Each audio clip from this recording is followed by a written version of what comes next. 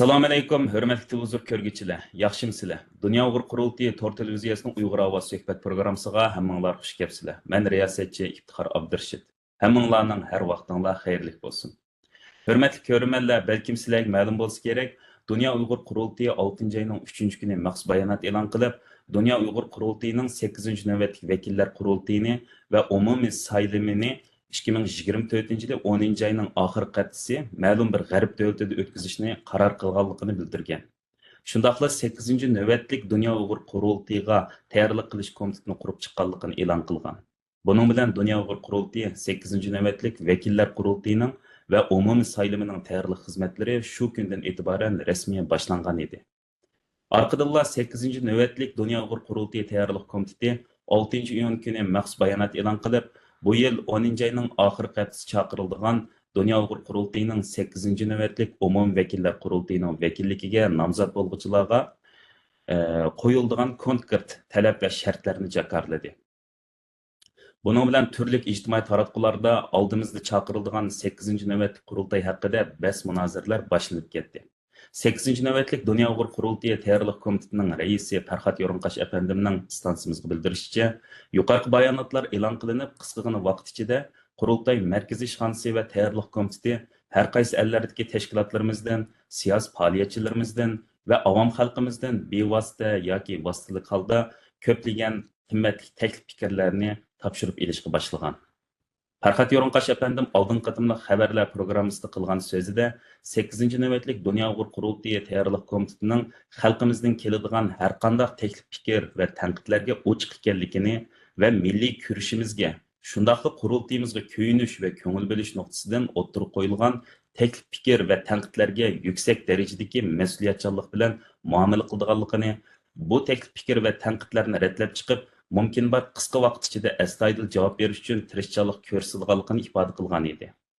Bugun biz dal mush maqsadda mazkur suhbat programmasini uyushtirdik va ommadan kelgan ba'zi savol va takliflarga javob berish uchun 8. navbatlik Dunyo Uyg'ur qurultiyi tayyorlik komitetining raisi Farhod Yo'rinqash efendim, tayyorlik komiteti vakillar komissiyasining mas'uli Turg'unjon Aloviddin hojim ve tayyorlik komiteti nomzodlar komissiyasining mas'uli Samat Abla efendimlarni suhbatimizga taklif qildik. Hurmatli efendilar, suhbatimizga xush keldinglar. Hoş bulduk, rahmet. Endi birinci savolimni hurmatli Farhod Yo'rinqash efendim, avval sizdan başlasak. 3 may kuni siz tayyorlik komitetining Germaniyadagi bir qism mas'ullar bilan axborot e'lon qilish yig'ini chaqirib, tayyorlik komiteti tarkibida tasdiqlangan har qaysi komissiyonlarning mas'ullarini tanishtirib o'tgandan keyin ijtimoiy taratqularda ba'zi qarindoshlarimiz nima uchun tayyorlik komitetining mas'ullari va a'zolari tarafsiz kishilardan tarkib topmay, aksincha qurultay rahbarlaridan tashkil topadi, saylam komiteti a'zolari butunlay tarafsiz kishilardan tarkib tepish kerak degandek savollarni o'tirib qo'ydi. Siz bu savolga qanday javob berasiz? Rahmet, İftihar Efendi. Qarindoshlarımızdan bu savol albatta bir savol, ama ikki narsani aralashtirib qo'ygan qarindoshlarimiz. Tayyorlik komiteti bilan saylam komitetini. Bizningki qurg'unimiz dastlabki bosqichda qurg'unimiz 8 navbat Dunyo Uyg'ur qurultiyiniki tayyorlik komiteti, saylam komiteti emas. Dunyo Uyg'ur qurultiyi tayyorlik komitetiniki asosiy xizmat funksiyoni shu 8 navbat Dunyo Uyg'ur qurultiyi umum vakillar qurultiyi umum sayliminiki muvaffaqiyatli o'tkazishi, kapolatlik qilish, uni umum kun tartibini hozirlash, uning umumiy xomchotini hozirlab chiqish va uning kerakli iqtisodni hozirlash, iqtisodiy safarbarlik olib berish, vakillar saylimiga umumiy jihatdan nazorat qilish va vakillik saylimininki bu yerda demokratik prinsiplarga mos holda o'tkazilishiga kapolatlik qilish. Undan keyin bu yerda qurultay vakilligiga va qurultay rahbarligiga nomzod bo'lg'uchilar haqida maxsus tekshirish olib berish va nomzod bo'lg'uchilarniki qurultayninki munosabatlik belgilari va prinsiplarga amal qilib qilmaganligini bu yerda aniqlab chiqish Şundaqla 8 növbətlik Dünya Uğur Qurultayının rəhbərlik orqanlarına reislikni tartib taketvengice. Namzat bulduğanlarınki arxivini turğuzub çıxış və muqimlaşdırış. Bundan keyin bu 8 növbətlik Qurultayınki məsələn logistik işlər var bu yerdə. Vəkillərini kütüləş, vəkillər təklifnamə öyrətiş, Qurultayğa zürür keraklik bolğan hüccət materiallarını hazırlaş, təklifnaməni hazırlaş degəndək. Bundan keyin ötəllərini hazırlaş, tamaq məsələsi var, nurgun məsələlər var. Vəkillərini kütüləşdən tartib. Bu məsələ. Bunun həmmisiga şu Qurultay tayyorlik komiteti, ya'ni hozir 43 kishini tashkil etibdi. Saqdan ehtiyoj qarab turib balki ko'paytirishimiz mumkin. 43 kishini tashkil topgan va 6 komissiyonga bo'lingan Qurultay tayyorlik komiteti shu xizmatlarga mas'ul bo'ladi. Biz Dünya Uğur Qurultayı 8 navbat Dünya Uğur Qurultayı tayyorlik komiteti bizga bu salohiyatni Dünya Uğur Qurultayı bir yerde reislik icra komiteti ve Qurultay qarmog'idagi tashkilotlarimiz berdi bu salohiyatni bizga. Şuna bizdinki tayyorlik komitetiimizdinki bütün xizmatlarimizda Dünya Uğur Qurultayı reisligiga, icra komitetiga va Qurultay taraqqiyotlik qarindosh tashkilotlarimizga hisob berish, javob berish majburiyatimiz bor. Bu Qurultayninki tayyorlik komiteti. Siz o'ylab bakmang efendim, masalan Qurultaydan sirtidan bir tarafsiz odamni Qurultay tayyorlik komitetiga kiribsam, shu bayman deb o'tgan ishlarni yana bir muncha ish vaqtlar bor. Bunun hammasini sen tarafsiz bo'lgandan keyin sen bunun hammasiga o'zingdan kelib, shu Qurultayning tayyorlik xizmatlariga mas'ul bo'l va shuni bija keltirib deyalamdiq demaymiz mumkin emas. Va boshqalarningki tarafsiz Qurultay sirtida bo'lgan, Qurultay sirtidagi insonlarningki bundaq jafoliq bir vazifani o'ziga elishi mumkin emas. Onun için onu amalga oshirishim tez, chunki Qurultayninki ishki nimasi bu. Shuna buni faqat Qurultayning ishida vazifa etayotgan xizmatchi xodimlar, rahbarlardan va ba'zi jamoat arboblarimizning tashkil topgan kishilarning tashkillangan bir tayyorlik komitetilar buni o'zidan chiqadi. Bu tayyorlik komiteti. Bu Dünya Uyg'ur Qurultayı ijro komiteti vazifalantirgan tayyorlik komiteti. Xo'sh, endi qarindoshlarimizningki yana bir savolga kelsak, men ikki narsani aralashtirib o'tdim. Saylan komiteti. Albatta Dünya Uyg'ur Qurultayı qurilgan 2004dan tortib biz mustaqil Qurultay rahbarlik heyetiga nomzod bo'lmagan, hatto urug' qoldirma vakillarning ichida urug' qoldirib qolsa, Qurultay rahbarlik heyetiga nomzod bo'lmagan, hech nomzod bo'lmagan, o'zim nomzod bo'lmagan, urug' qoldirib nomzod bo'lmagan tarafsiz insonlar, ya'ni Qurultay kuzatuvchilik salohiyat bilan kelgan yoki sharaf memuni sifatida kelgan odamlar ichidan ham shu Qurultay rahbarligiga nomzod bo'lmagan vakillarimiz ichidan bir taxminan 10 kishilik bir saylan komitetini qurib chiqib, saylan bo'lgan kuni bütün saylanma nazoratchilik qilish, uni boshqarish, uning biletlarni muqimlashtirish, sanash, oxirgi qitim bu Qurultayniki rahbarlik, yangi rahbarlik heyetini jakalash salohiyatni ularga berib keldik va izchil turda 2014dan hozirgacha bu izchil turda shu shaklda davom etyapti. U saylan komiteti. Biz saylan komitetini shu Qurultayning umumiy rahbarlik heyetini saylash, umumiy saylan bo'ldi. Saylan bo'lgan kun atdiganda qurib chiqamiz ve saylan komiteti yani divan heyetimi deyli tarafsız. Bu sayılıp çıkandıklı biz bu 7. növbət Dünya Uğur Qurultayı'nınki bütün rəhbərləri kollektiv aşağı istifa verimiz ve bütün Qurultayının başqırış hukukunu şu tarafsız mən dep ötken insanların teşkil tapkan divan heyetigi yakımsı saylan komitetiga ötküzüp verimiz. Tağan işqa ular mesul oldu ve ular 8. növbətlik Dünya Uğur Qurultayı'nın yeni rəhbərlik heyetini elan qılğandan keyin uningdagi yeni rəhbərlik heyeti divan heyetidən vazifani topshirib olgandan keyin uningdagi kishilarga ular riyosat qildi. Bu sizlar shunga bu yerda qarindoshlarimizningki ikki nuqtani oydinlashtirib uchun qilaman. Biz faqat Qurultayninki xizmat ichilishiga tayyorlik qilingan bir tayyorlik komiteti saylan komitetimiz.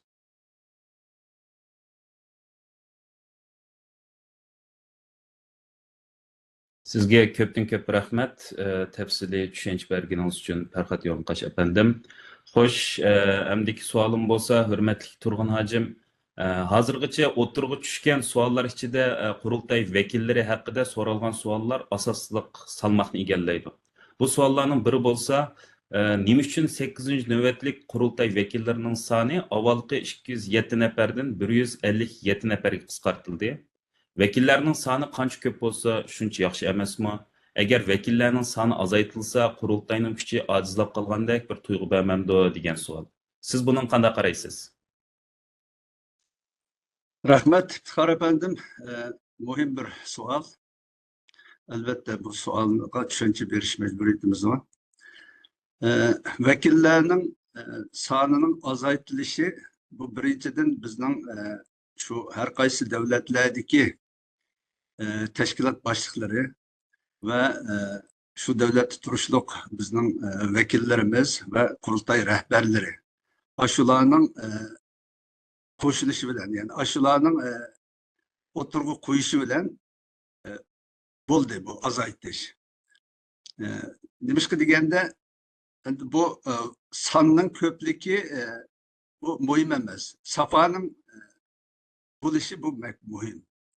Hazır kadar bizning Dünya Qurultayının ötken qatim 207 vekil var. Yani o vekillerinin içinde dastlab qiziqib iltimasını qilib vekil bo'lgandan keyin hech qanday bir yig'inlarga, hech qanday bir faoliyatlarga qatnashmay, passiv holatda yillarcha shunday vaqt o'tkazayotgan vekillerimiz bo'ldi.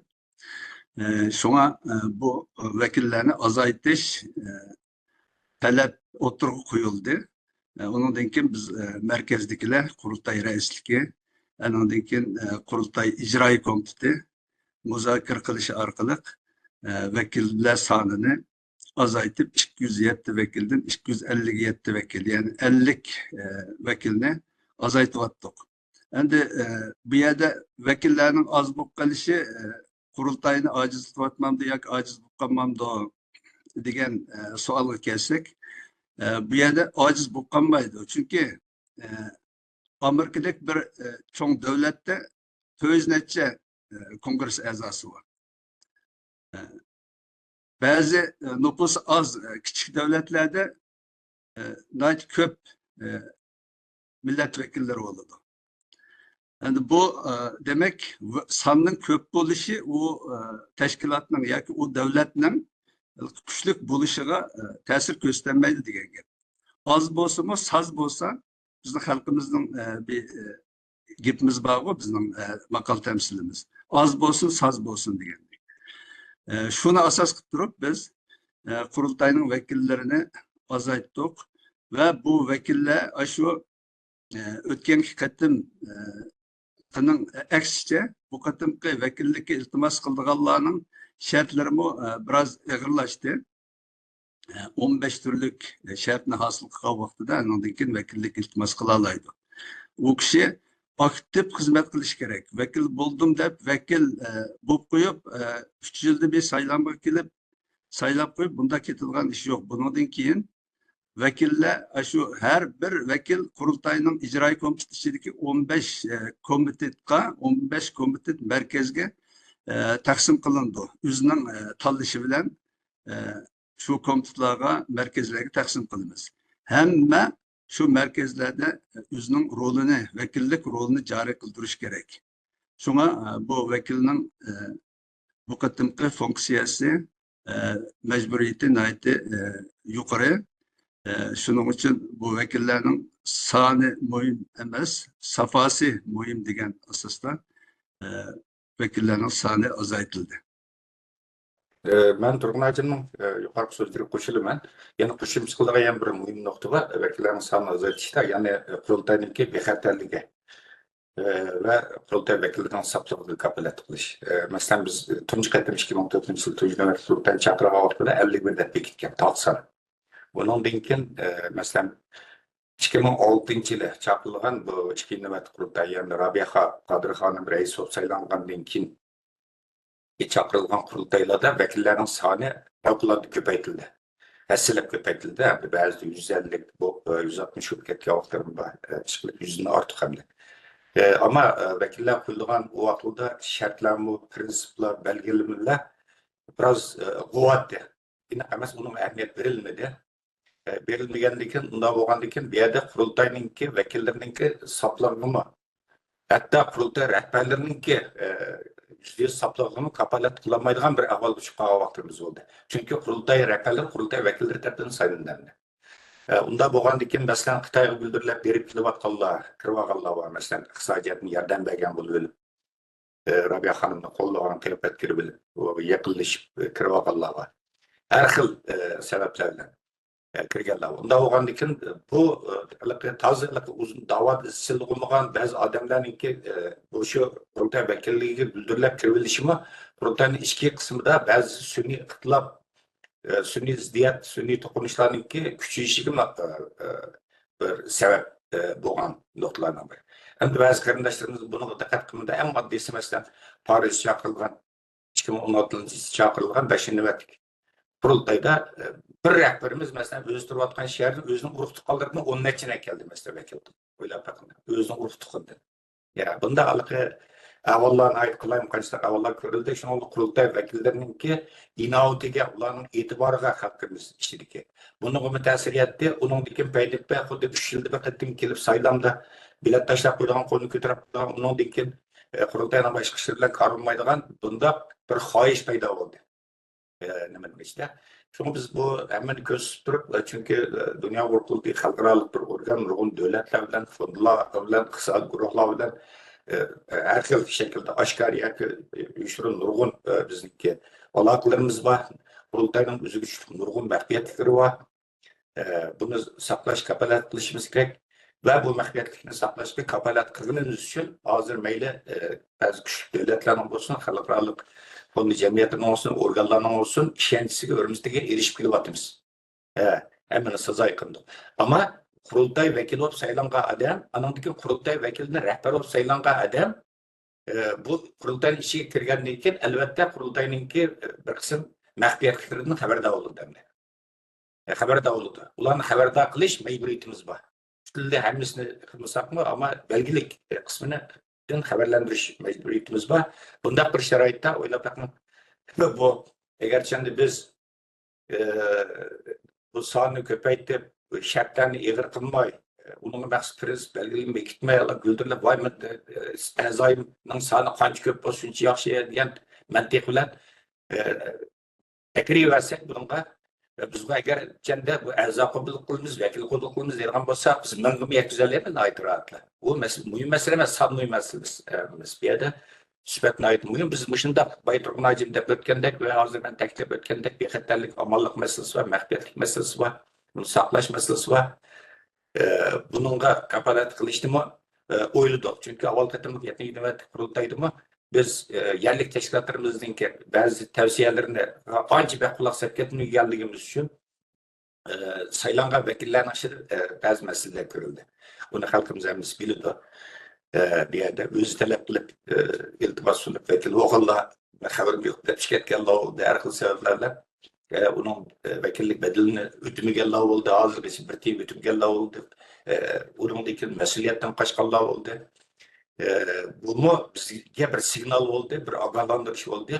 Biz muşu tecrübe savaklarını yekillep durup az bolsun, saz bolsun, güçlük bolsun deganni ko'z tutup vekillerin sanını azayttık ve bunu kopup nokul aldı kurultay reisiga yakımsa nokul aldı karar bekitken narsa emas. Biz tüm aşağı arkadaş söylediklerki kurultay rehberlerinin ularninki maslahatini, fikrini ma'qulligini olib turib oxirgi qatimda kelishgan sonimiz 8 navbatda huquqiy vakillarning soni 157 nafar va avval qatimki vakillarning sonidan 50 son oz.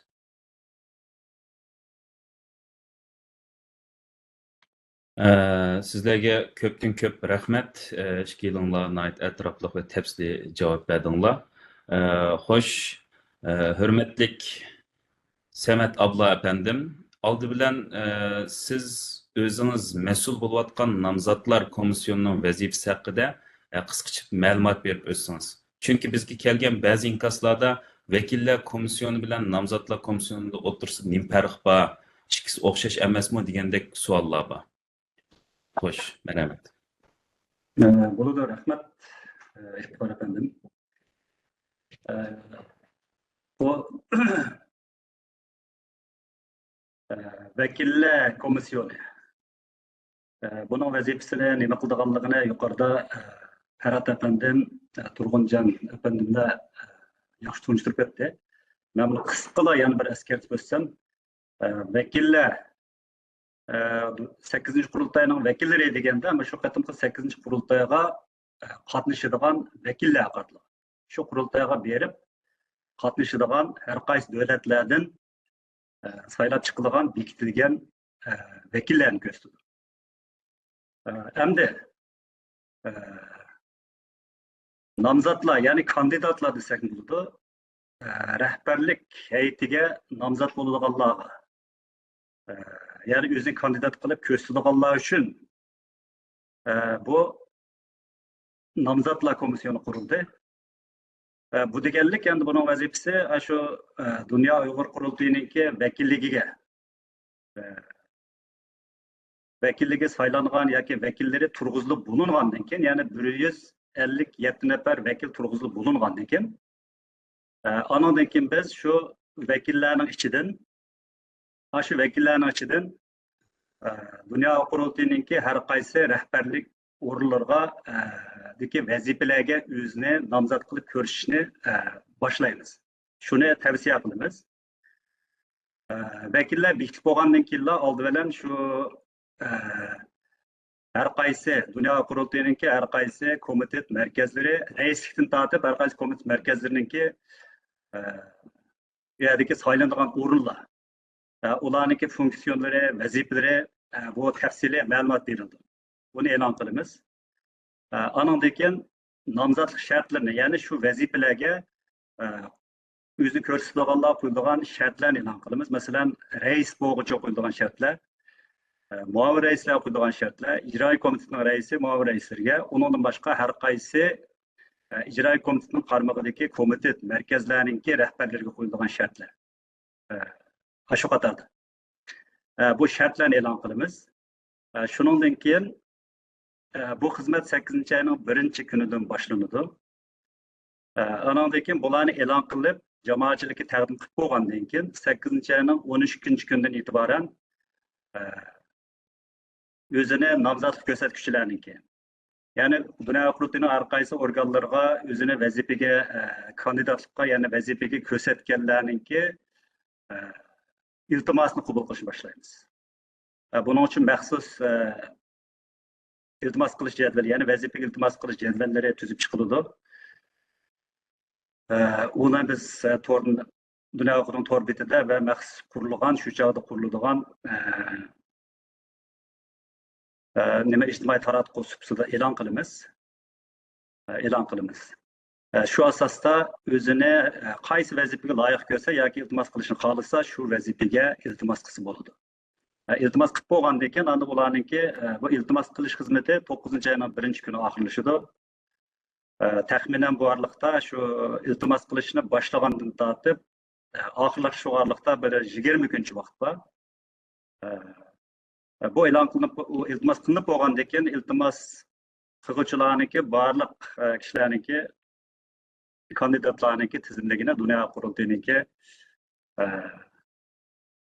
nimaga bu markaz organiga yollaymiz. Ular taftishlar ko'zdan kechirdi, Dunyo qurultayining boshqa rahbarlari ko'zdan kechirdi. Oxirida bu nomzodlar, ya'ni vazifalarga nomzod ko'rsatilganlar muqimlashtirildi.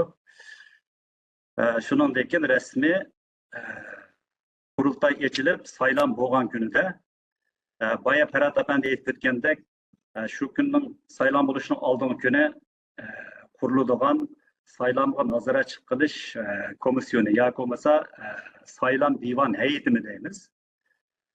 Shularning nazoratchiligida saylan olib beriladi. Endi saylan natijasi e'lon qilinadi. Demak, bu vakillar komissiyoni bilan nomzodlar komissiyoni tubdan o'xshamaydi. Vakillar degani boydigan qurultayga qatnashadigan vakillar, nomzodlar degani qurultaydagi xizmat o'rinlarga, vazifa o'rinlarga o'zini ko'rsatadigan kandidatlar, ya'ni nomzodlarni ko'rsatadi.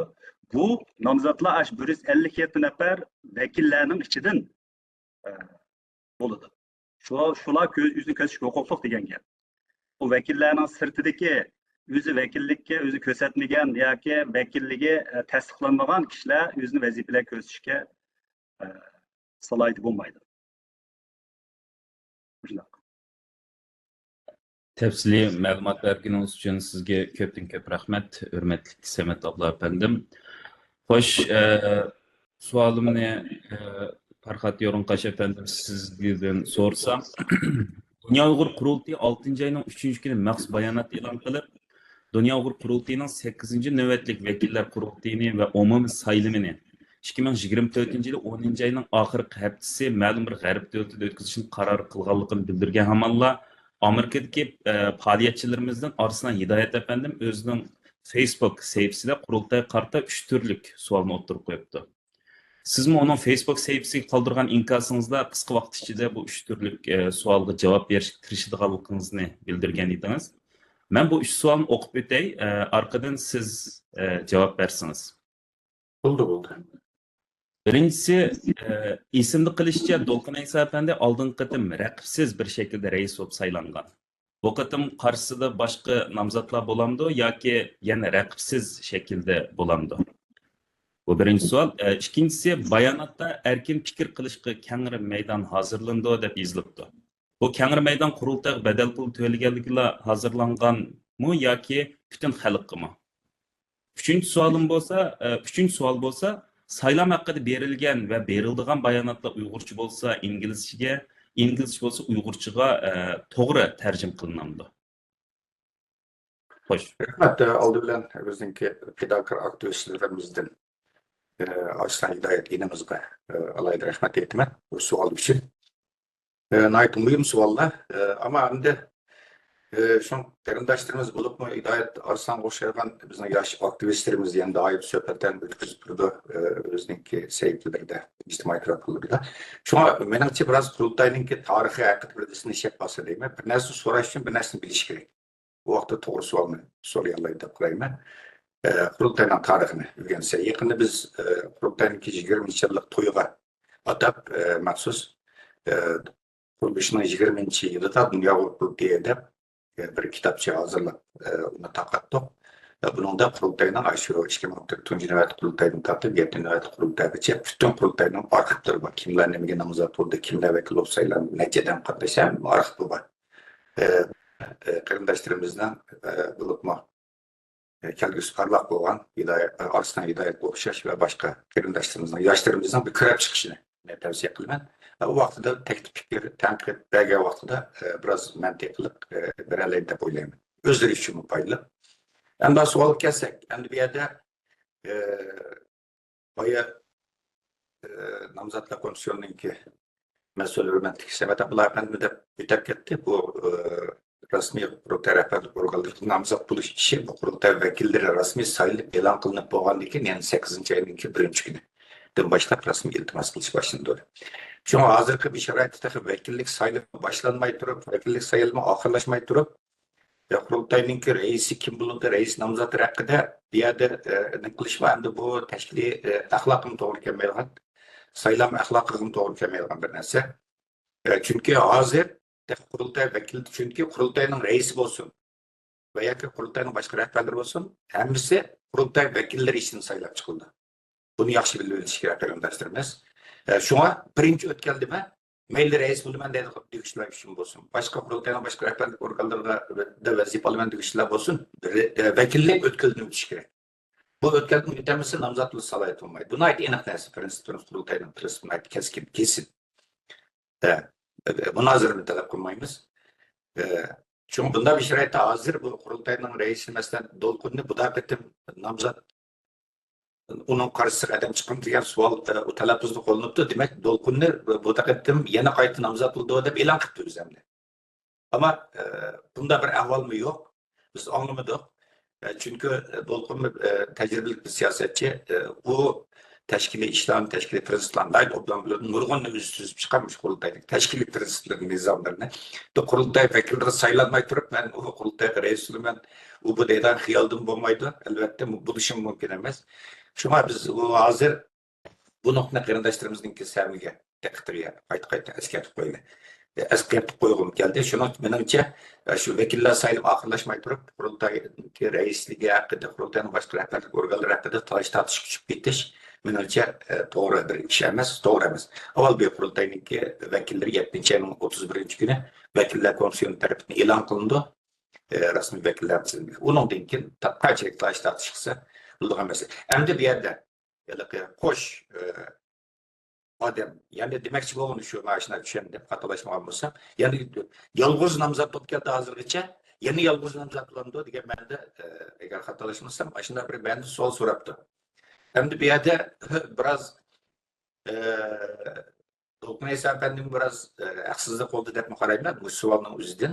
Nima deb degan vaqtida Dunyo Uyg'ur qurultiyining raislik saylimida qo'sh nomzodlik faqat To'lqin Afandim qurultayningki reis bo'lib saylangan, masalan bu 2017-yil 11-oyninki 10-kunda 12-kungacha Germaniyaning Myunxen chaqirilgan, Myunxen shahrida chaqirilgan bu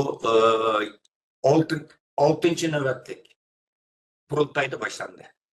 Bundan burun mesela 2014-yil reis nomzodida hamda qurultayni qurgan Sharqi O'zbekiston Milliy qurultiyi va uning qonunchilik tashkilotlari bilan Dunyo Uyg'ur yoshlar qurultiyi rahbarlik etdi. Bir nomzod ustida anglashgan. Ya'ni Erkin Alibtekinni Dunyo Uyg'ur qurultiyining Dunyo Uyg'ur qurultiyining reis qilib saylash boshqa nomzod chiqarmagan. 2006-yil ya'ni Germaniyaning Myunxen shahrida chaqirilgan 2-navbatlik qurultay Rabiya xonim qurultayning reisi bo'lib saylandi. U turmadan chiqib vatandan chiqib Amerikaga yerlashtirdi 1 yil bo'lmagan vaqtda. Bu vaqtda Rabiya xonim Dunyo Uyg'ur qurultiyi 2-navbatlik Dunyo Uyg'ur qurultiyi rahbarlik etgan olgan qarorga asosan Rabiya xonim shu vaqt taklifni sungan 2-navbatlik Dunyo Uyg'ur qurultiyining reisligiga nomzod bo'lish, kandidat bo'lish haqida bu Dunyo Uyg'ur qurultiyining bu taklifini Rabiya xonim qabul qilgan va Rabiya xonimninki reis bo'lib saylangan 2-navbatlik qurultayning boshqa nomzod ko'rsatilmadi. Bu toki Baymandab o'tgan 2017-yil chaqirilgan 6-navbatlik, ya'ni To'lqin Afandim reis bo'lib saylangan 6-navbatlik qurultaygacha bir yolg'iz nomzodlik nimasi an'anasi davom qildi. Deb degan vaqtida masalan uningdagi 3-navbatlik Dunyo Uyg'ur qurultiyi Amerikada chaqirilgan, 4-navbatlik Dunyo Uyg'ur qurultiyi Yaponiyada chaqirilgan, 5-navbatlik Dunyo Uyg'ur qurultiyi Fransiyada chaqirilgan. Hammasida Rabiya xonim birdan-bir nomzod bo'lib saylanib qatnashdi. Hech qanday odam Rabiya xonimga qarshi bu o'zining nomzodlik ko'rsatdi. Nomzodlik ko'rsatmasligining asosiy sababi nima degan vaqtida Rabiya xonimga bo'lgan yuksak darajadagi bir hurmat tuyg'usi tufayli. Hurmat tuyg'usi tufayli. Uningdan keyin xalqimiz qabul qila olmaydi. Chunki demokratik sistemda g'aribliklar to'g'ri tushungan bilan bizning xalqimiz g'aribliklarga tushungandek bir nimaga kapilamiz. Ya'ni bir nomzod bo'lgan Rabiya xonim nomzod bo'lgandan keyin bir nomzod chiqsa, bu Rabiya xonim qarshidek bir pozitsiyonga qolib qolmay chiqqanmi degan andisim bor. Ammo eng asosiy sabab Rabiya xonim bo'lgan yuksak darajadagi bu hurmat. Masalan, Paris chaqirilgan bu 2016-yil chaqirilgan 5-navbatlik qurultiyining oldidami talash-tartishlar bo'lgan. Biz demokratik fondi jamiyatidan iqtisodiy yordam olyapmiz. Shunga bir xalqaro obrazimiz shunga yaxshi bo'ldi ekan, mumkin bo'lsa bir reis nomzodlarni ko'paysa, qancha ko'p odam nomzod bo'lsa shuncha yaxshi degan takliflar bo'ldi. Afsuski, Baymandab o'tgan ba'zi sabablar tufaylidan hech qanday odam reislik nomzodni qabul qilmadi va bo'lmadi. Ba'zi qarindoshlarimizni so'zlashdi, ammo qoyil qilamiz. Ya'ni Rabiya xonim voqea yuksak darajadagi hurmat tuyg'usi. Endi 2017-yildagi bu Germaniya chaqirilgan 6-navbatlik qurultayda tunji bo'lib, qurultayning tarixida tunji bo'lib, qurultay reisligi 2 odam o'z nomzodini ko'rsatdi. Xo'sh, nomzodlik. 2004dan buyon tunji qitim bo'layotgan 2016-yil. To'lqin Afandim bilan hammanglar tanishdik bizning peshqadam kurashchilarimizda Umar Qanot efendim Amerikada. Ikkisi qurultayning raisligiga nomzod bo'ldi. Buni ko'p yoshlarimiz bilmaydi ekan, men shunga hayron qilib o'tmay, shu qurultayning tarixini biroz o'rgansin deyman. Nihoyatda keskin, ammo nihoyatda tatliq bir raqobat bo'ldi, saylan bo'ldi. Saylamda To'lqin Afandim saylab chiqqan bo'ldi, ammo Umar Qanot efendim bu yerda Qurultayninki texmi kuchlanish uchun, o'zining bir kishilik rolini joriy qildirish uchun Qurultay ijro komitesiniki raisga qayta nomzod bo'lib saylanib, Qurultayning raisi Dolqin Isa apandi bilan yani burun qanday hamkorlashgan bo'lsa, nihoyat samimiy, do'stona bir shaklda o'zininki ijro komiteti raislik vazifasini davomlashtirdi. Bu hammadan shohid, shu 6 navbat Qurultayning vakili shohid bir narsa. Uningdagi 7 navbat Dunyo Qurultayi Chexiyada chaqirilgan masala 2022-yillar. Buningda mana mishad o'tag'an Samat Abdulla apandimni Qurultay shu vaqtida nomzodlar komissiyonining mas'uli, men yana tayyorli komitetining raisidan Turg'unja Allovuddin hojimni o'xshash vakillar komissiyonining mas'uli shu vaqtning o'zida. Shu vaqtida biz Dolqin Isa 2021-yilda o'tkazilgan qurultayni demoqchi-ku deyman, 2022-da. 2021-yil demakchi, Chexiyaning poytaxti 11-oyda chaqirilgan 7 navbat qurultayda. Bu yerda hamda bu yerda dastlabki nomzodlikka iltimos qiluvchilar 2 kishida. Mana Samat Abdulla apandim turdi. 2 kishida, men ismini demayman birodarniki. 2 kishida rasmiy nomzodlik iltimosini to'ldirib, uni nima qilgan. O 2 kişi şu qurultayga rais bo'lish salohiyatiga u shartlarni hozirlagan insonlarga. İkisi nomzodda. Nomzod bo'lgan, ammo qurultayga oz bir vaqt qolgan vaqtda taxminan 15 kun va yoki 20 kundek vaqt qolgan vaqtida yana bir nomzod Dolqin Isa apandimdan boshqa yana bir nomzod salomatlik tufaylidan ham hozirgi qurultayninki hozir jiddiy alqılıq bir payt turayotgan vaqtida Dolqin Isa apandimning yana bir qaror qurultayning raisi bo'lishning taxmin to'g'ri ish ekanligi ne o'zi shu ashunda qaror qilgan. Men so'zlashdim biz bilan bu iltimosini yondirib olgandan keyin shunga raislikdan voz kechganligini, raislik nomzodligidan voz kechganligini aytdi. Ammo shu yerda yana Dolqin Isa apandim o'zi rais nomzod turib, yana bir o'zining raqibiga idea xizmat ishildi. Men idea xizmat ishildim, Samatda ishildi. Ya bunda bizning dunyo bir qultidiki. Axloqiy. Bir-birimizga o'lib ko'rmaymiz, o'rib olmaymiz. Sirtdagi avvalgi nimalar o'ylagandek emas bizning dunyo. Diniki rahbarlik etkilarning bir-biri bilan bo'lgan munosabat urug' tuqqanligi davom ketgan. Nasihat qildi, Dolqin Isa apandim nasihat qildi. Bu endi nomzod yenivasin, ben yana yolg'iz nomzod bo'lsam qolmashmaydi dedi. Boshqa odamlar bilan gapning uchiqini qilsam, men hozir bugun davatni tunchiq etib, men ba'zi odamlarni chiqish odamlar bilan so'zlashdim. Raislikka nomzod bo'linglar deb shart qo'shilgan odamlar so'zlashdim. Biz mana nomzodlikka iltimos qilish vaqtini yana biroz uzataylik.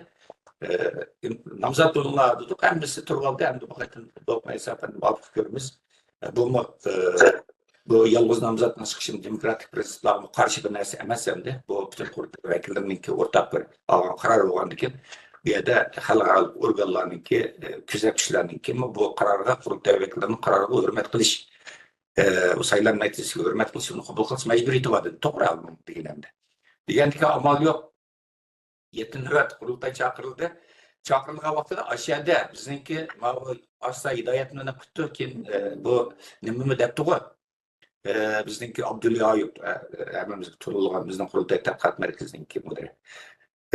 Abdulla Ayub shu vaqtida qurultay raislik bilet tashlaydigan vaqtda Abdulla Ayub endi bu yerda endi yana bir nomzod chiqqanmiz, bek yaxshi bo'ladi, chiqmabdi. Shunda bo'lsa simbol xarakter, ya'ni o'zimizning demokratik bir tashkilot bo'lganligimizni namoyon qilish uchun men nomzodlar bu yerda qurultay raislik nomzod bo'lmadi, simbol xarakter. Ama xursand bo'ldik, ama afsuski bu endi bizning prinsiplarimizga, belgilarimizga mos kelmaydi. Chunki qurultay raisligiga iltimos qilish vaqti o'tib ketgan. Balkim eng oxirgi chekma to'lib zaten ish bo'lgan. Yana birisi endi Abdulla Ayub apandim shu vaqtida qurultay raisligiga nomzod bo'lishlar qo'yilgan shartlarga muvofiq kelmaydi. Bunda ikki bir masala bo'lgani uchun biz darhol ichida tayyorlik komiteti qaror qilib divan heyetiga bildirdik va chiroyliqcha bu yerda u Abdulla Ayub apandimni o'taklar. Yana Abdulla Ayub apandim tunji qitim qurultay vakili bo'lib kirishi va tunji qitim qurultay rahbarligiga nomzod bo'lishi. Shuni chiroyliqcha o'ziga tushundirdik. O'zimni aytdi anglab inson bo'lgani uchun o'zim tushundim. Faqat demokratik qurultay demokratik nimasini tuyg'usini aks ettiraylik degan maqsadda deganligini aytdi. Biz shunday tushundik ham. Samimiy bir o'ziniki taklif etdi. Endi bu da hech kim tahi bu qurultayninki nomzod bo'laman deb qilgani yo'q. Men anglamadim qisman. Hech qanday bir odam texnik qurultayning bularga nimasi rais bo'laman yo bu qilaman deb atrofdagi odamlarga deganimi yo'q. Kim bo'lsa bo'lsin. Unda bir ahvol yo'q. İnşallah bu qatimki qurultayda endi biz jahshida qo'llabmiz Samat Abdulla efendimiz jahshida biz nomzod topamiz amal yo'q endi. Şuna bu qatim saylangan vakillarga tavsiyamiz mumkin bo'lsa qurultay raisligiga qo'yilgan shartlarni hozirlagan qarindoshlarimiz qancha ko'p odam qurultay raisligiga nomzod bo'lsa shunday yaxshi. Xalqlardan bizniki inovatimiz shunday yaxshi. Tatliq raqobat bo'ldi, obdar raqobat bo'ldi. Yaxshi biz qo'llaymiz buni. Bizning prinsipimiz shu zaten Do'qnay efendimning o'zi ta'kidlab kelgan narsa shu. Shunga bu savolga javob bergan nima mushunchalik shunga qurultayninki tarixi masalan, uningki ishki avval haqida bir avval bir tushunchaga, ma'lumotga, bilimga ega bo'lib bo'lgan ekan, undagi savollar so'ralsa demak. Shunga hozir hech kim qurultayga raisga nomzod bo'lganimi yo'q, unda ishmi yo'q, bo'lishi mumkin emas hozir. Ferhat efendim yaxshi tushuncha berdi. Cevap verdim sualga. Ben kichikgina bir qo'shimcha qilib qo'ysam bo'ladimi? To'liqlama. Xo'sh, marhamat. Boya deb o'tilgandek, men 2000 oldin qadamli qurultay, 7-chi qurultaydimi shu nomzodlar komissiyoniga mas'ul bo'lgan. Bu qatim yana shu xizmatni ustimga turibdim. Qurultayninki nizomnomasida yoki nomzodlik shartlarida hech qachon reisga bir kishi bo'ladi yoki 2 kishi deydigan bir shart yo'q. Boshqa vazifalarga shunday. Bizning tashabbusimiz boya Ferhat aka aytib o'tgandek, qanchadan qancha ko'p kishi shu nomzodlikqa shu vazifalarga o'z nomzodlik ko'rsatsa, shuncha yaxshi. Bu bizningki istigimiz, bizning orzuyimiz. Shunda bo'lgan vaqtida biri biz şu nomzodlarning ichidagi eng kuchli, eng layoqatli nomzodlarni, loyiq nomzodlarni tanlab chiqa olamiz. Yana birisi bu saylam nihoyatda demokratik, haqiqiy bir demokratik shaklda o'tgan shundoq bo'ladi. Endi bu yerda nima uchun shundoq davomli ko'p vaqtlarda shu birla nomzod bo'lib qolganligini, ya'ni dunyo raislikka bir nomzod bo'lib kelganligini Ferhat efendi atrofli Dünya Uyghur Qurultayı'nınki aldınqı ve aldınqı her qaysi vaqtlardaki qurultaylar ve saylamlarda misal düşündüdü. Yani bunun da yani bir amilim var. Bu nima degan vaqtda Dünya Uyghur Qurultayı Xitoydan iborat dunyodagi ikkinchi bir cho'ng kuchga qarshi kurash qilayotgan bir tashkilot. Yani şu chet eldagi muajiratdagi Uyg'ur, yani Sharq Turkiston davosiga vakillik qilayotgan eng kuchli vakillik bir tashkilot, markaz tashkilot. Bundaq bo'lish bilan bu tashkilotningki mas'uliyati ustiga olgan yuki intayin ig'ir. Bu tashkilotningki rais bo'lgan kishigami qo'yilgan shartlar nihoyat ig'ir, mas'uliyatmi nihoyat ig'ir bo'ladi. Hem bu tüpeyli'den bu vazifni algan kişininki to'laydigan bedelimi haddi hesapsız bo'ladi. Bunu biz ko'rib keldik. Yillardan beri bunu guvoh bo'lib keldik. Shunda bo'lganligi uchun buningga gerçi biz har qatim ko'proq kishininki birning ko'p kishininki o'zini tavsiya qilishni, ko'rsatishni tashabbus qilib kelgan bo'lsaqmi, biri shartlarninki nihoyat cho'ng bo'lishi, ig'ir bo'lishi, yana birisi eng muhimi bizningki rahbarlarimizning ichidan ham bizningki qurultay vazifa ilishni xohlagan bizning siyosatchilarimiz, bizningki faoliyatchilarimizning ichidan hamda buningga bundaq ig'ir bir mas'uliyatni ustiga ilishga biroz g'oyilim bor. Menataq vaqtim kelmadi deb o'ylagan bo'lishi tufaylidan yoki bo'lmasa buningga men hozir loyiq emas, ben bu ig'ir mas'uliyatning o'zisini hozir chiqishga tayyor emas deb qaraganligi tufaylidan biroz o'zini tortib keldi deb o'yladik. Ham amaliyotda shuni biz o'zimiz guvoh bo'ldik. Shunga ham biz mayli raislik bo'lsin, mayli muavin raislik, mayli boshqa ijroiyaning raisi va muavin raislari anandaki Dünya Qurultayı'nın her qaysi organları, merkezleriga, komitetlari var.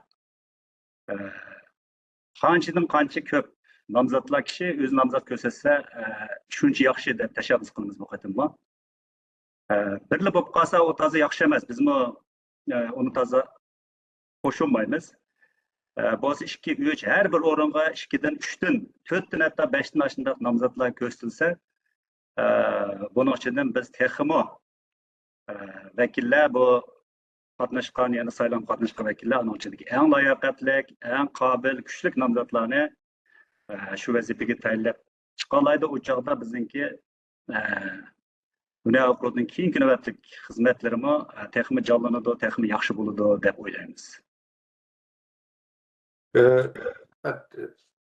Samet Akın'ın mühim bir noktada da arasında hidayet elimizden ikinci sualı geçtim bu bir cümle koşulmuş geldi. Samet abla Akın nayt doğru dedi. Bu kurultayının reisi hem de nayt şeref vazife, nayt şeref tıkırına. Ama onun mesuliyeti intayın yapıldı. Bunun işi kirgerler. Mesela adetimizdeki şu 15 komitet merkez var, kurultay icra komitesi. Aşağıdan her bir komitetinki hizmet dairesi, vazifesi, fonksiyonu karab yakındı. Kirgerler bilirse ki şu derecede vazifesi iyi. Yani bizim dünya kurultayı ciddi bir organ, sistemleşken, iş kılılan bir organ. Başkalığı etoluk, sporuk, simbol karakterlik, siyasi, mesuliyet olmayan teşkilatlar okşaş. Bu da sayınıp koyup, iki yançık kolunu tıkıp, galasını takıp yılgan da iş yok. Bunun kirgenliği çıdığanı çıkagan deyimiz, bu kirip bayır Samet efendim degende, bunda iğir vazifelerin üstü gelip, pidakarlık gösterip, bunu da ne kılış gerek. Bu ikinci sualı, hazır, ikinci sualı ne bitti yok? Hatırlıyordun mu? İkinci sualını qaytdı desem, 3 iyun günü e'lon qilingan bayonot haqida deyilibdi. Erkin fikr qilishga kengri maydon hazırlandı deb yozilibdi bayonotda. Bu kengri maydon qurultay badal puli to'laganlarga ham hazırlanganmi yoki butun xalqmi deyilibdi. Rahmat Arslan hidayet elimizga bu savol uchun. Endi bu yerda bizning chaqirayotganimiz Dünya Uyg'ur qurultayininki umumiy vakillar qurultayi. Yani özümüzden vekillerininki kurultayı. Bir yerde elbette bazı kırındaşlarımız şeref iman sütüyle katlaştı, küzletişlik sütüyle katlaştı, Allah ayrı bir mesele. Biz halkımızdaki fikir taraftarıya temtir her zaman ciddi karak geldi. Kurultay rehberlerim tinim tapmaya arkadaş devletten aylanıp bir şeydi, cemaatler bilen birinci bulup kıldığa işi şeydik, Uygur cemaatler bilen görüşüp reisimiz olup başladı, başkalar olsun. Yani onlardan bir teklifleri her xil nimalarni anlab kulak isip kilovatırışını anlab kilovatırdı. Bunun şahit zaten. Qaysi devlet varsa birinci kıldığı şey şu devletki cemaatle uçuruşu, söhbetleşip bulan fikrini almış. Bu ayrım bir mesele. Bu şekilde alıyoruz biz. Hem bir vasıf görüş bu usulüler, kurultay rehberleri devlet ziyaret kılıp bu usulü yani birisi kurultayga xat, mektup, vasılık veya ki bir vasıta tekliflerini, halkımızdan tekliflerini kabul kılıyoruz. Bunun da almıştık bulatımız. Biz külügümün nurgun teklif, fikir, hatta tenkitler geldi kurultay merkezi çıkanımızda ve kurultayınki arkadaş rehberlik vurguladığına. Bu ayrım bir mesele. Hem de bir yerde bizimki erken fikir kılış, bizim bayanatta ta'kidlangani bu kurultayınki bu vekiller jirine mezgilde ki kurultay köztüler yine kurultay vekilleri yakarta ayıtılgan. Gap mesela bizim burunki mayli 6 nöbet kurultayımız olsun. Bulup mu Çekiye çapılga 7 nöbet kurultayımız katlaşkanlar şahit bununla. İntayın keskin teklifler hatta intayın keskin tenkitler oturup hem mesela halıgancı özünün suallarını oturup uyarladı. Tenkitleri 100 liranı kurultay rehberlerine. Sonra kıtattı, hesap sorudu fondlardan. Kurultayın fondu.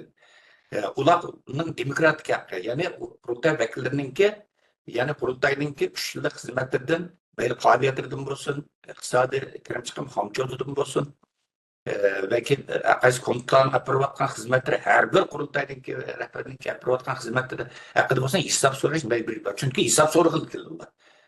Biz seni sen sayılıp sen avukatın sen mecburiyetin kayıs derecede aday kıldın. Bunun hesap verdiydi. Hesap verimiz biz avukatın kurultayda. Maliyetin hesap verimiz, kalan hizmetlerimizin hesap verimiz, siyasi cihetten, teşkili cihetten ve başka cihetten yapılan bütün hizmetlerimiz. Yani bu hem de bu kurultay vekilleri farklı. Neyse. Hem Dünya Uyg'ur Kurultayı vekilleri ne saylash meselesi kelsek, bu Dünya Kurultayı vekilleri ne saylash bu işi bir başkalarının acayip çoğun şuarlarla oturup atalmış halk sayılımı yani bir narsa nima emas. Bu Dünya Kurultayı'nın vekillik sayılımı uzun yıllardan beri özleri turvatkan devletlerde qattiq irade bilen yani töhmet kuchtirisi mi, haqorat kuchtirisi mi, hatta ta'did kuchtirisi mi hech qanday irodasini yonmay shu da'vo yo'lida fidokorlik ko'rsatib kelgan qurultayni qo'llagan, himoya qilgan o'shadagi qurultay tarkibidagi va yoki qurultay bilan hamkorlashayotgan tashkilotlarning faoliyatlariga, namoyishlar bo'lsin, turli faoliyatlarga aktiv bilan qatnashib kelgan va iqtisodiyotda o'zining badal pulini topshirgan, o'zining uyg'urlik majburiyati ado qilgan, biz peshqadam insonlarimizni taqdirlaydigan, rag'batlantiradigan, mukofotlaydigan bir vosita. Biz ashuna odamlarningki ichidan qurultay vakillarini saylab chiqamiz. Shuning uchun qurultay vakil nomzodlariga qo'yiladigan shartlarimizning ig'ir bo'lishi sababi shu. O'ylab boqing, ekran oldidagi qarindoshlarimiz o'ylab boqsin. Biz men boy deb o'tgan shunda fidokor insonlar da'vo uchun hatto hayoti chetdan chiqqanda vatanga berib boqmagan, pulni bayrog'ini tushirmaydigan, namoyishdan qolmaydigan, badalini to'laydigan, haq tilisimi, haqorat tilisimi, yetim qoldisimi. Bu insonlar bilan vatanda samonliqning yo'li qilib olgan guldirlab berib, yillab namoyish qatnashmaydigan, bir tiyin tashkilotlar badal pul to'lamaydigan, keyni qop-qorong'i tog'adi bir to'qiva, maydonsiz, xaraktersiz insonlar bilan ularni qanday selishtiramiz? Qanday bir o'rin qo'yamiz, qanday qilib ularni bir tog'aning ichiga tiqib qo'yamiz biz? Mumkin emas-ki. Haqsizlik qilmamdi u vaqtda bizniki bu da'vo yo'lida fidokorlik ko'rsatayotgan bizniki qarindoshlarimizga. Cho'ng bir haqsizlik qildi. Va xalq saylim deb o'tkazganda o'g'rini chaqirsa xalq saylim ovoz berishimizda o'g'rimi to'g'rimi xoinmi sotqinmi inqilobchi munofiqmi hech farqlandirmay yana odam beshiq emas tuyoq beshiq qarab chaqiraversak bu yerda u vaqtda bizni qurultayning jiddiyligi nada qoldi, da'voning jiddiyligi nada qoldi. Men ekran oldida qarindoshlar sizlar deb baqinglar, bu fidokorlik ko'rsatayotgan qarindoshlarimiz sizlar deb baqinglar. Biz unda qilmaymiz. Biz Dünya Kurultayı mushu da'vo yo'lida fidokorlik ko'rsatgan qarindoshlarımizga ega chiqadigan bir qurultay, ularni sharaflantiradigan bir qurultay, mukofotlaydigan bir qurultay. Buning usuli nima? Birdan-bir ularni qurultayninki vakil qilib saylab chiqib sharaflantirish. Shunga bu yerda qo'yib, biz albatta ig'ir shart qo'yamiz. Bunda qurultayninki vakilligi nomzod bo'lganlar qo'yilgan shartni to'ldirgan necha ming, 10 minglik odam bor. Shuning uchun tanlaymiz biz. Uningdagi qiziq gap chiqdi mayatning navbat qurultaydiki. Voy do'qinaysa 200 ovozab palonchi 80 ovozab saylanibdi. Men degan manchuz ovoz olgandim yaxshi ko'rib ko'rsizlar. Sen bu qurultay vakillarininki ovozi bilan sening odatdagi dodan qochgan butun odamni yig'ilib o'tkazgan saylamoning xarakteri qanday o'xshaydi? Bizning bir vakilimiz hatto 50 ming, 60 minglab Uyg'ur vakillik qilgan vakillarimiz bor. Bir vakil. Qozog'istondan saylanib chiqadigan bir vakil masalan 20 ming, 30 ming, 40 ming hatta 50 minglab Uyg'ur yashaydigan Uyg'ur noyilari, roylardan bir vakil saylandi. Shu bütün rayondagi Uyg'urlar vakil qildi. Qozog'istonda 20 son berildi. Bu 20 son nima? Xitoy nima? Qozog'iston hukumatining statistikasida 280 ming, 300 ming deydi. Amaliyotda 1 milliondan ortiq Uyg'urga vakillik qildigan 20 odam bu.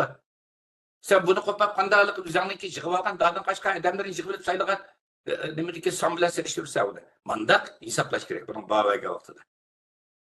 Shunga bu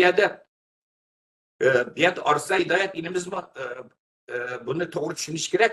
Masalan, fikr bu yerda ekranda javob beray. Men sen bilan qo'pab kunlik Xitoyga ketayotgan, namoyish qatnashmaydigan bir odamni qanday selishtira olmayman? Shunda bir odamni o'xshash, nima seni vakil qilsam, sening turayotgan shahringdagi ashuna Xitoy paras nimasi yo'q. Shunda odamni tan vakil qilib kirsam, sana g'ururim tegmanda. Erkin fikr qilish demokratiyaning cheki bor. Qanday narsaning cheki bor dunyoda? Qonun bor oldinda. Bu demokrat davlatlarga qonun orqali idora qilinadi. Demokratiya nima qilsam xohlasan mayli deydigan bir ish yo'q. Shuning buning beradigan javobim shu.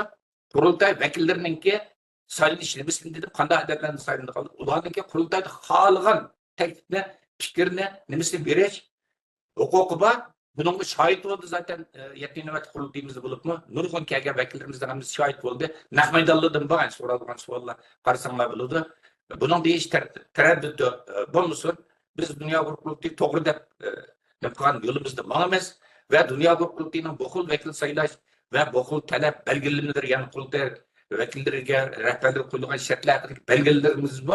Demokratik özümüz turbatman devletlerinin kanun organları tarafından. Ve bizni qo'llayotgan mayli Amerika olsun veya boshqa fond jamiyatlar olsun hammasi tarafidan ma'qullangan taqdirga erishgan bir sistem. Hem demokratik bir sistem. Shunga bu yerda ba'zi qarindoshlarimiz qoyim tutmasligimiz kerak. Voy hammadan berib bir narsa deyish kerak. Sizlar o'ylab boqinglar, bundan burun bu shaklda saylangan masalan xalq saylanma atalmish. Bir narsa saylanib olgan. Yana urug' tuqqanni aparatlab bir jamiyatning raisi saylandim deylar, birini deylandi. Ularning neticesi qanday bo'ldi? Buni qana ularning ta'siri. Ular nerede? Hozir qana yo'qolib ketdi. Qurultay nima uchun yo'qmidi? Hozir 20 yilni ham mixtak turibdi, bag'an kuchyapti. Chunki mushu prinsip uchun to'g'ri. Buna cevap verdiğin, sualga cevap verdiğin nima shu? Endi men inglizchaga tarjima qildim. Biz qurultayning hammasi zaten bizniki 7-8 tillik, agar xatolashmasam, nechta tillikda bizniki qurultay to'rbeti nima chiqargan? 7 til. 7 til odatda biz ko'p hollarda bayonotimiz o'xshash bo'ldi. Endi mana bir favqulodda bir ahvol. Bu 8 navbat qurultay ko'proq ishki narsalar ko'proq bayonot e'lon qildi. Albatta qurultayning chaqirish haqidagi bayonotlarimiz inglizcha bu e'lon qilindi ve so'rayotganlar va so'raganlarni o'tib taqim bir qancha kun burun ba'zi xalqaro organlar, ba'zi bizga iqtisodiyotni yordam qilayotgan organlar so'rdi shu qurultayning tayyorlik komissiyasining funksiyoni, qurilish avvali mas'ullari nimalar haqida bunun qurultay markaziy ishxonasi tegishli javobni beryapti. Ham e'lon qildi inglizcha. Bunga qurultay katibat komisyonimizga qarindoshlarimiz mas'ul. Inshaalloh menimcha buningki faqat ingliz tili emas, boshqa tillarni e'lon qildi. Men hozircha Hidoyat Arslan Hidoyat elimizninki yuqori savollarga bergan javobim shu, chunki uningki savollarning ostiga berilgan qo'yilgan savollarning mutlaq ko'pisi o'xshaydi ekan shunaqa. Shu hammasiga javob berar ekanman. Men ikki jumla qo'shimcha qilay. Rahmat. Tapandim nihoyat yaxshi javob berdi. Bu yerda shu demokratik fikr qilish masalasi haqida demoqchiman. Bu nihoyat yaxshi gap. Demokratik fikrlarni dunyoda har qachon qarshi olamiz, qo'llaymiz. Bizning maqsadimiz mana shu demokratik biz g'arbda faoliyat olib berayotgan, g'arbda qurilgan tashkilot maqsadimiz bu g'arbning demokratiya usulini, buning yo'lini o'rganish va uni izchillashtirish. Demokratiyaning eng muhim namoyandalaridan biri erkin fikr qilish. Lekin bu yerda deyilgan erkin fikr qilish dunyo Uyg'ur qurultayiga nisbatan buning vakilligiga nisbatan cho'qimki dunyo Uyg'ur qurultayiga fikr qilishga haqli bo'lgan insonlar bo'lishi kerak. Ya'ni shu vakillar shuni haqli. Nima uchun? Chunki ular vakillik yana Uyg'urlik badalini to'lagan, dunyo Uyg'ur qurultayini himoya qilgan, dunyo Uyg'ur qurultayiniki o'rlashtirishlariga qatnashgan, vatan millat suydigan shunday kishilar. Shunday kishilar bo'ladi. Ularning dunyo Uyg'ur qurultayiga berilgan taklimi albatta kuyinish. Dünya Uyghur qurultayining texnik kuchlanishi, xizmatlarining texnik yaxshi bo'lishi, iqtisod va boshqa taraflarni har jihatdan to'g'ri davom qilish uchun berilgan, kuyinib turib berilgan fikr bo'ladi. Bunday fikrlarni biz tanqid, qarorlarcha tanqid qilish, yomon niyat bilan tanqid qilishdan farqlantirishimiz kerak. Bunday fikrlar qarshilandi. Ijobiy tanqidiy fikrlar har qachon qarshilandi. Endi bu yerda fikr qilish erkinligi bo'landi, fikr qilish erkinligi demokratiyani joriy qildirdik deb dunyo Uyg'ur qurultayiga bir tiyinlik o'zining Uyg'urlik badalini yoki bo'lmasa bir badalni to'lamagan, boya Farhod apandim aytib o'tgandek hech qachon bir faoliyatlarga, namoyishlarga qatnashmagan dunyo Uyg'ur qurultayini qo'llash emas, hamisha uningki ulini qo'llash, uning obro'yini tushirish, uning o'lim tilash bilan shunday mashg'ul bo'lgan kishilarni bo'lib fikr fikr deb ularning fikrini u yerga ularni taklif uni qatnashtirish va ularning fikrini qilishiga u yerda biz sho'rni hozirlab berishning o'zimi bu bir to'g'ri demokratik usul emas, balki bu bir salbiy. uygun bo'lmagan bir ish bo'ladi. Şu anda bu jihatlarni farq etish kerak. Jamoatchilikmi buningki bizningki vatandoshlarimizmi oq qorni farq etkichiligi bor. Kimning nima qilganligini, kimning nima maqsadda gap qilganligini Anqarada biladi deb o'ylayman. Rahmat. Hürmetli kəpənlər, nəhayət təfsili və ətraflıq cavab bərdiyinizlər üçün bu suallarga sizlərə minnətdarlığımı bildirirəm. Və sual sorğan qərindaşlarımızdan bir cavabqa erişdi deb oylayman. Xoş, hörmətli Turğun hacım, efendim, oturup qoyulğan suallarının birisi bolsa, hər qaysı dövlətlərə təqsim qılınan vəkillərin sani haqqında. Məsələn, nima uchun Uyg'urlarning soni Germaniyadan ko'p bo'lgan Gollandiyaga aran 5 vakillik soni berilib, Germaniyaga 17 son berildi. Dunyoning markazi bo'lgan Amerikaga aran 15 son berildi degandek savollar. Qurultay har qaysi davlatlardagi vakillarning sonini bekitishda nimani asos va o'lcham qilgan? Shu davlatlardagi tashkilotlarning fikri va ma'qullik ilinganmi? Rahmat. Elbette bu vekil sanını bekitişte biz şu başta degandek şu devletlerdeki yerlik teşkilatlarının ve şu yerdeki Dünya Kurultayı rehberlerinin fikrini algan asasda aşılarının talebi bilen bu vekil sanı bekitildi. O vekil sanını şu devletteki Uygurların nüfusa karab bekitilgen iş bu kalsa o vakti de yukarıda Ferhat Efendim degende Kazakistan'da, Kırgızistan'da, Özbekistan'da bu yerde Uygurların sanı ait köp. Bu yerge mesela 20 san Kazakistan'a belirlenen, Kırgızistan'a belirlenen 7 san, Özbekistan'a belirlenen 3 san o bek adaletsizlik bu kaldı. Biz endi bir yerde bu nüfusun köplüğünü asas kılmadık. Birinciden aşağıdaki yerlik teşkilatının oturup koyuşu ve aşağıdaki şu kişilerin, şu halkının aşağı Dünya Kurultayı bilen boğan maslişçallıkını yukarıda Ferhat Efendim ait yakşı şerhiler öttü. Bu kurultayının vekil oluşunun kançılık muhimkelliği ve mesuliyetçiliğinin yukarı kelliğini. Digendek o mesela vekil sani kısmen köp boğan devletlerde kurultayını naite himaye kılıp maslişçallık bilen naite zor vazifelerini üstüge aldı vekillerimiz. Mesela Germaniye'ye nüfus azdırıp Uygurlarının cık vekil sani verilip de 17 vekil deysek mesela Dünya Kurultayı'nın merkezi Germaniye'ye caylaşkan. Germaniye'ye caylaşkan boğaşkan ve bu Germaniye'deki vekillerinin başka devletlerdeki vekiller karga vaktinde naiti eğer vazife yüklengen. Her daim kurultay boğanda, milli kengeşler boğan vaktinde, mesela yakında boğan kurultayının 20 yıllıkını tebrikleş murasımıdır mı?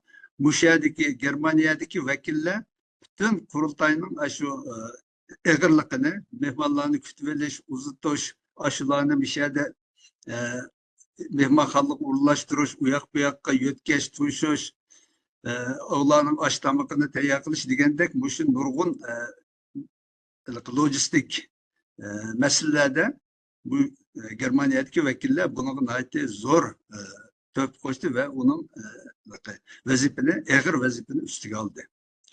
Şuna bunu asas kılış gerek. Kurultayı boğan vekillerinin vekil buluş şartlarının birisi mi şu kurultayga boğan himaye kılış, kurultayının çakırıklarına avaz koşuş, kurultayının hizmetlerine maslaşış, yüksek derecede vatanperver, vatan millet için cenini, melini hatta fida kılalaydıgan bu şunda fidakar insanlar buluşu şart deymiz. Şuna bu şart hasıl boğan, bu şartını hasıl kılalaydıgan şundaki kişilerin vekil buluşunu asas kılımız. Şuna biz sanğa emez, degендek safağa insanların vatanperverlik, milletini süyüş, ve aktif faaliyetçen buluş, Dünya Uygur Kurultayı'nın faaliyetlerine maslaşış, Dünya Uygur Kurultayı'nın faaliyetlerini izchil türde qo'llash ve maddi ve manevi jihatdan. Bunun asas qilgan vaqtida bizning bu davlatlarga kishilarning soniga emas, shu yerdagi kishilarning aktivchanligiga qarab turib, uni belgilashimiz to'g'ri deb qarayman. Ben bu şunu bir koşup çıkıp koyuyor. Nayt yakşı zat bende Turgunacığım. Anamdaki bunun nayt yani bir kuyum tarafı bunu kürsüt kavatıda. Yani birisi şu davada tayanç küşke aylangan dava ilgililerininki topluş evvalı da hem de sahne mesela. Mesela Amerika'da mı bizninki dava geldirmemiz, meclisten faciatın olsun tonulgan dava geldirmemiz sayın nayt köp hem dünyanınki merkezi yani siyasi merkezi mühim bir devlet. Hem de Germanya'nı alsak hem de Germanya bütün kurultaydan bir şeyler kurulgan hem de bir şeyler kurulgan.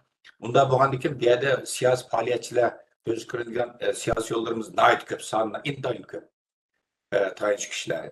En tüyünüme şu dava tarihi 20 yılın aşılan adamların sanı 50-60 bir yüz itibarı da koyuyor. Yaman köp bir yerde kurultay, türlü kurultaylarda nait mühim vazifine var. Bunun közü tutuldu bir yerde oturasiyat kardeşlerimiz nait anlık. Sapası umumizlik yukarı boğun için ait anlık raydı. Biz mesela 5. ayının 6. günü New York'da icra komutan müstirahatın cebinde çağırdık. Çağırıp meşgul kurultayınki vekilinin sağını bekişmesiz kavaklı mı? Şu mesela Kahraman Hocam Berler ustazımız deyimiz. Şu Kazakstan'daki Uygurlar biz itiraf kıldık. Biz de milli ustazımız.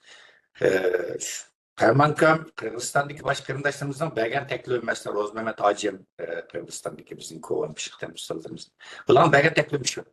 Bizimki Orta Asya'da asli sandviç bu vakıda en köp buluş gerek ama bizde Orta Asya'daki şeraitine ait çeklik, imkanlarımızına ait çeklik, hazır dava asasen bir şey Avrupa'da, Amerika'da çıkıldığın yerde hem Türkiye mi bu? Bir lotudur. Şu an aşağıdaki vekillerin sanını köpeyse. Çünkü bizimki bir yerde cek sanını ilgiler bir de yakışılmaydı. Çünkü biz siyasi faaliyetler bilen başka siyasi faaliyetler çoğunluş imkaniyetimiz yok. Nurgun faaliyetlerimiz çeklengen. Biz fakatlı bir yerde bir şey Uygurların milli kimlikini, milli alaylıklarını, örf adetlerini, tilini, medeniyetini qo'llab için hazırki şeraitte. Bunun için köprek güç sarf kılıvatımız, milli maharetini qo'llab için.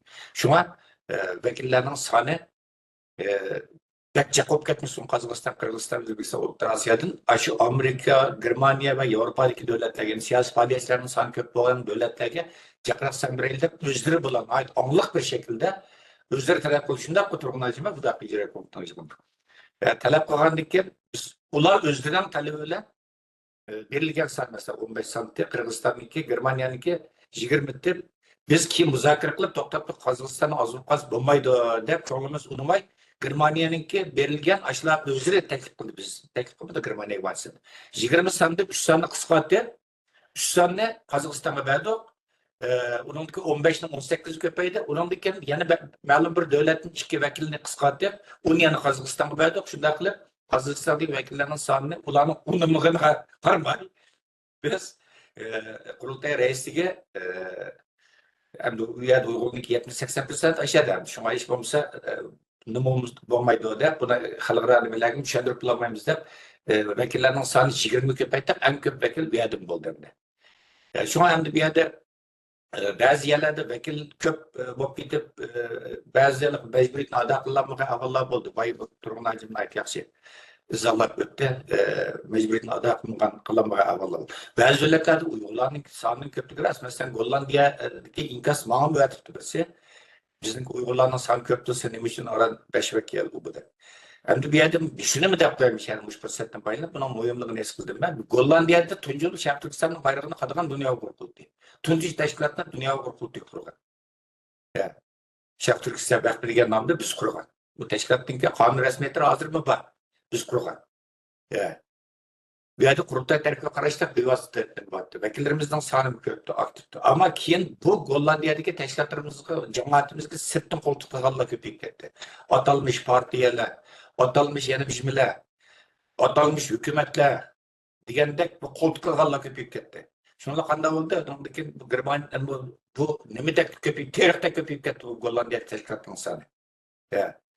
Köpüp ketdi. Uningdiki yerga qurultay qurgan tashkilot birdan bir qurultayniki aşağıdaki vakillik organı asta ajizlashga başladı. Belki bunun türlü karan kuchlar var bunu ajizlashga urindi. Oxirgi hisobda palasha oluşturup qo'ydi. Palasha oluşturup qo'ydi. Hozirmi dunyo qurultay tarkibida tashkilot yo'q hozir bo'lgan yerda. Biz shundoq turib, yana shu murakkab vaziyat ostidami yana biz 5 vakillik nimasini ajratdik. Albatta biz bunda devletlerini biz teşkil jihatdan biz aldığımız bazı planlarımız var. 8 nöbetlik Dünya Qurultayı muhabbeti çağırıp olsak, bunundaki bazı devletlerde biz biraz radikal keskin kararlarını elip, bazı devletlerdeki pasıpallığı palaş alışıp bakın, Qurultay qaramlık bivasıt teşkilatlarını destek keltiriş, güçlendiriş hizmetlerini biz başlayımız ve bu vaktimde bazı baskan kademlerimiz var. Ben qisqa bir qo'shimcha qilay. Bu yerda bu qurultay vakillarininki soni bekitilishi boya yuqorida aytib o'tgandek birisi oldin qatimliq 7-qurultaydagi vakillarniki rolini qancha joriy qildirib shuni qartilgan. Bu yerda eng asosiga 2 shart qo'yildi buning biri har qaysi davlatlardagi Uyg'urlarning soni, ikkinchisi şu devletlerinin milli davadaki yani Dünya Qurultayı'nınki yapırvatkan siyasi davasideki siyasi eğirliği. Ma ikinci şart yani siyasi eğirliği degeni bay dilgellerini şunu yığınçaklasak bu en asas koruntudu. Bunun ben iki misal olay. Biri Özbekistan. Özbekistan'da resmi istatistikada 50 mingda Uyghur var deyimiz. Belki onun da mıcık, neçüzme oluşu mümkün. Ama fakat 3 vekil verildi. Sebebi Özbekistan taki şu yakınki 3-4 yıl burun vakitçe birimi Uyghur Dünya Qurultayı'nınki bir faaliyetdeki yoki qurultaylar kelishga muvaffaq bo'lolmagan aşağıdaki siyasi besim muhit tufayli ular endi bir uyushum bo'lib madaniyat uyushumizga uyushib biz bilan aloqa qilib Dünya Qurultayı bilan emdilardan buningga birdan ikkidan bir vakillar keladigan bir vaziyat shakllandi. Şu muşnak ahvalda onunki ulağa şu san layık görüldü. Özleri hem şunu iltimas kıldı. Hem yani bir misal neyse Saudi Arabistan'ı. Bir yerde kemide 50 bin Uygur var deyimiz. Bazı neçli Uygur var deydi. Ama bu yerdekiler Uygurca sözleşini unutup ketken. Aslında ulağın mesela 10 yak 20 onu da artık san biliş gerek. Dokul san ne şu devletteki yaşavatkan Uygurların san asas kısa ama ula vatанdan ayrılıp uzun bo'lganligi uchun va u yerdagi siyosiy ijtimoiy madaniy muhit hayot shunda bo'lganligi uchun ular tilni madaniyatni hamma narsani unutib uyg'urligini asosan yo'qotib qo'yadigan bir vaziyat yetganligi uchun ular bu bugungi da'vo ishlarimizda siyosiy da'vo ishlarimizda hech bir bir asli qo'shadigan yoki uni ta'sir ko'rsatadigan yana bir rol o'ynaydigan bir holatda emas. Undaq bir ahvolda bo'lolmaganligi uchun ularga bir sango deymi? Sadarbistonga. Bir san. Demak, şu davlatlardagi şu davlatning va shu yerdagi yashayotgan Uyg'ur Sharq Turkiston jamoatininki milliy da'voda, jumladan Dunyo Uyg'ur Qurultayininki xizmatlari va Dunyo Qurultayiga bo'lgan siyosiy munosabatlari Muşununla eğirlik bekrak verildi. Ben mühim bir eskerçini kurup koysam, namzatla, yani Dünya Qurultayı'nınki rehberlik orlarına öz namzatlık ölçüş işi baydı. Ötkendikidek tekrarlayman 8. ayınınki biri başlandı. Yani Qurultayı'nın vekilleri sayılına bekitilip bulunmadan denken, teşhişin ötkendikin andan başlandı. Şu an Qurultayı'nınki yani Qurultayı'nınki vazifelerine özün namzatlık gösteriş, kandidatlık gösteriş hakkındaki suallar yoki bu vaxtki meselelerni şu 8. ayının biride başlasak ve şu çağda sorsak oldu. Şu çağda biz vekillerge şu namzatlarga namzatlık şartları anandakin her qaysi Qurultaydagi vazife o'rinlar qancha o'rin bor, bunun qanday shartlar bor, shuning hammasini 8. ayının birida boshlab tafsil e'lon qilamiz. Şu çağda anadaki bu hafta sözleşsek, suallarımızı koysak, hazırlansak, özümüz namzat gösterişini başlasak buladı. Rahmet. Bu vekille sayleme doğruluk ben bir aldın bir xalqimizga bir tushuncha berib qo'yay. Bizning vakillar saylanimiz bu 7 ayning oxirida bo'ladi, 27-28. Bu vakillikka iltimos qilish 10-sila, bu 6 ayning 10'i dushanba kunidan tortib boshlandi. Biz bugun ichida shu har qaysi davlatlarda qurilgan saylam yetakchilik hay'ati, divan hay'atiga biz şu saylam vakillik jadvalini, saylamga qatnashish talab nomalarini yollaymiz. Jadvalni. Buni 6 ayning 30'gachilik bizning vakillikka iltimos qiluvchilar şu 20 kun ichida buni to'liq to'ldirib, shuni bizga avatish kerak. Bu ikki xil shaklda bo'ladi. Oldin qatimga o'xshash. Birisi internet tor orqali bevosita to'ldirib bizga yo'llasin bo'ldi yoki buni yozma shaklda biz har qaysi davlatlardagi degandek saylam divan hay'atlariga avatimiz. Aşılardan talep qilib elib buni yozma shaklda to'ldirib avatsin bo'ladi. Buni bir eskartib qo'yay dedim. Rahmat. Xo'sh, rahmat. Oxirida bir narsani qo'shib qo'y, biz bu ommadan kelgan taklif fikrlar, savollar, bunga javob berish programmasini biz Telekom nomidan tunji qatim bugun boshlagan bo'ldik. Buni bilan to'xtab qolmaymiz, davomlashtiramiz albatta. Balki yaxshi taklif fikrlar kelishi mumkin, yaxshi biz qabul qilish deyish, yaxshi tanqidlarni kelishi mumkin. Biz xuddi deb o'tganimizdek ishimiz uchoq. Shu qarindoshlarimizningki taklif fikrlari bo'lsa, albatta Bay Samat efendim degandek, ya'ni kuyinish ve millet ağzı kuyinish noktası samimiyetle oturup olan tekliflerini estaylı muamele kılırız ve bunun dikin yana aşağıda sorularını cevap biz pat muşu şekilde yani Telekom'daki başka mesellerimiz var. Kaysi komisyon münasebeti olsa biz bunun dikin devamlı bu şekilde halkımızdaki olmanınki bu şekildeki sorulara vakti cevap verişe tirişimiz. Sizlarga ko'pdan ko'p rahmat. Xo'sh, vaqt munosabati bilan vaqtni biriga berib qopti. Suhbatimizni mishada oyoqlashtirdik. Hurmatli apandilar, bugungi suhbat programmamizni ziyoratimizni qabul qilganlar uchun sizlarga Dunyo Uyg'ur qurultiyi to'r televiziyasi nomidan alohida rahmatimizni bildiramiz. Hurmatli televizor ko'rguvchilar, shuning bilan bugungi suhbat programmamiz shu yerda oxirlashdi. Keyin qaytimliq programmamizda ko'rishguncha omon bo'lgaysizlar.